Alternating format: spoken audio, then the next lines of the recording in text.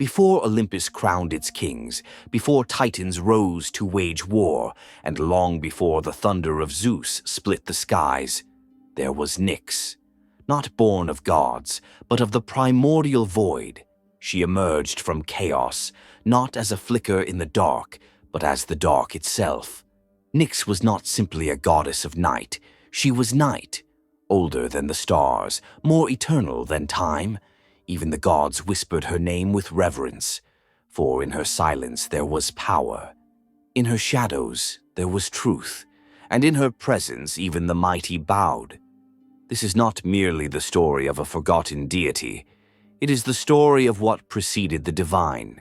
It is the legacy of the first night, at the dawn of all things, when the universe was a churning sea of nothingness. Chaos reigned. From this formless abyss the first beings emerged, among them Gaia, the earth, Uranus, the sky, Tartarus, the deep abyss. And then came NYX. Where others represented structure or physical realms, NYX was the embodiment of mystery. She was the shroud between existence and non-existence, the veil no light could pierce. She had no beginning and she knew no end. From her womb came powerful entities: Hypnos, sleep; Thanatos, death; Moros, doom; Nemesis, retribution; and even Eris, strife. Alone she bore them, without consort, for NYX needed no other to create.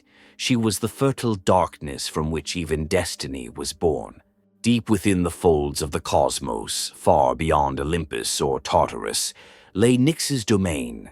A realm untouched by time, a palace carved not from stone but from silence itself. Its corridors flowed like ink through the ether, shifting endlessly. Here she walked alone, not in isolation but in sovereignty. Each room echoed the essence of her children, the quiet lull of Hypnos, the cold breath of Thanatos, the whisper of fates spun by the Moirai, born from her lineage. It was not a place of torment, nor of comfort. It was simply truth, cloaked in the eternal night. Those few who glimpsed this palace returned changed. Poets called it the cradle of dreams. Prophets called it the boundary of prophecy. The gods? They dared not speak of it at all.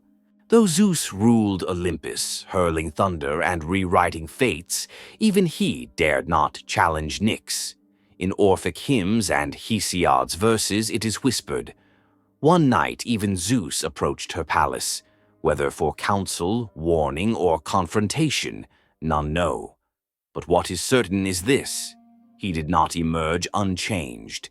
NYX held no army, no weapon, no need for allegiance. Her power lay in absolution. To defy her was to defy the primal order, to wage war against night itself, a battle even light cannot win. And so Zeus respected her boundary, as did all gods. They ruled the heavens and earth, but NYX ruled the space between. NYX's legacy echoed through the beings she birthed. Hypnos, god of sleep, who could silence gods and mortals alike with a touch. Thanatos, the gentle death, not cruel but necessary. Moros, the doom every being feels but cannot name. Nemesis, justice unblinking and unyielding. Eris, whose strife sowed both war and wisdom. Each child did not merely represent a force.